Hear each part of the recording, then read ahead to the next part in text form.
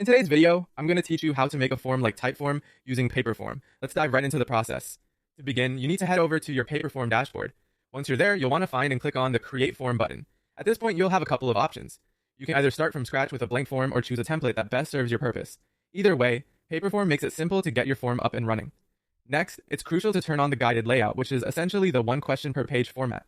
This is particularly important because it provides that sleek, interactive Typeform style experience that we're aiming for. To enable this feature, navigate over to the Themes section and then select Layout. Here you'll come across Question Display. Your goal is to set this to one at a time. This setup will ensure your respondents focus on a single question, making your form more engaging and easier to follow. Now let's move on to adding questions to your form. Click on Add Question, where you'll have the freedom to choose from various types of questions. These can range from short text inputs, multiple choice options, scales, and more. Selecting the appropriate question type is key to gathering the information you need effectively. Keep adding questions until your form comprehensively covers everything you want to ask. Once all your questions are in place, it's time to set up the completion page or a redirect. This is what your respondents will see, or where they'll be taken after submitting the form. Go over to the After Submission tab. Here, you can choose to deliver a personalized message thanking them for their participation, or you can redirect them to a specific thank you URL.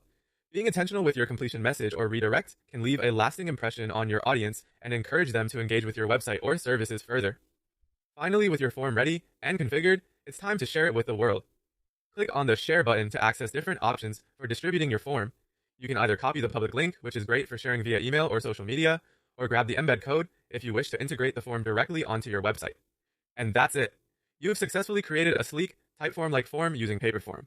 Remember, while the steps are straightforward, each decision you make about your questions and layout helps tailor the form specifically to your needs and enhances the user experience.